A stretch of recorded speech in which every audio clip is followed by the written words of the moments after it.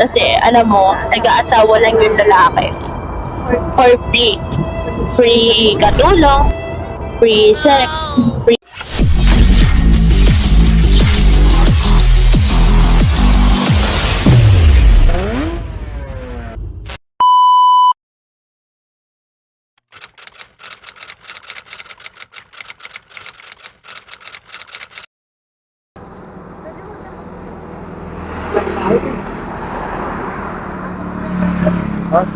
Sip naman ko yan.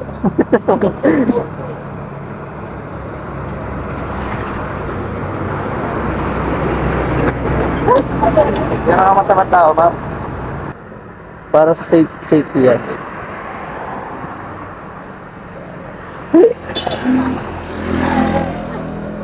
Bakit? Safety mo, safety. Safety ko ba? Baka sabihin nila, inaaras ko sila eh. Oo. At di ka mag-apply doon. JTV? Nagagawin ko doon. Sponsor. Maliit pa ako ba? Magpapalaki pa ako? Hindi naman malalaking tao. Basta matangkad. Ah, ganun. Okay ka lang, ma'am. Okay ka lang, ha? Hindi naman naniwala. Joke lang, alam ko na yan. Matagal ko nang alam yan, gamo. Maganda pero niloloko. Ouch. Si Catherine nga, niloko. Ako pa kaya. Go. Sino nanloko Aware na sa'yo? ako dyan, kaya di ako nagpapabola sa mga lalaki. Talaga ba? Alam mo kuya, nung niloko ako ng ex ko, Oo. natutunan ko na hindi na ako kumuha ng validation sa lalaki. Kasi alam mo, nag-aasawa lang yung lalaki. For free. Free katulong, free sex, free, parang anong pabibig. Maganda yung image nila sa kasi meron na akong anak. Meron ka na Tapos kami? oo, meron na ako. Ayun, hiniwalayin ko yung ex ko kasi pangit yung kali niya. Pero meron naman daw mga mapapabait, pero di ko pa na-encounter yun. Oo. Promise never to. Kaya parang nakaka-disappoint na makipagkilala sa mga lalaki. Ah, ganun. Yung, kumbaga yung i-connect yung sarili sa kanila, parang nakaka-disappoint na.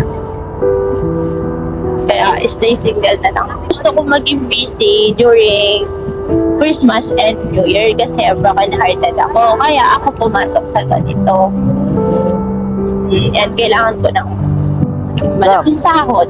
Pero talaga, call center talaga. First time ko lang mag-work sa Kaya ganito. pala. At least nakakaya mo, di ba? Kahit first time lang. Okay lang. Hindi ka naman nanibago. Bilis naman ako maka-adapt eh. Oo. Nanibago ko nung una. Lalo na yung mga kasama, yung management tsaka yung mga kasamahan ko. Super attitude sila. Talaga ba? Hindi ka kagaya sa mga call center ako. Super taas ng tingin nila sa sarili nila. Wala na. Alam mo maganda. Lalo na pag nauna sila eh, no? Ano? Lalo na kapag nauna sila ka. Oo, pag matagal na sila. Pangit lang naman nila. Pero hindi na kayo nagkikita ni ex. Hindi na, kahit message hindi na. Galit siya sa akin, galit din ako sa kanya. Ano ba nangyari? Pero- Paano ba nagsimula yung Unang-una, since 3 years na kami, toxic. Pangalawa, ng babae siya. Tapos yung trato niya sa akin talaga.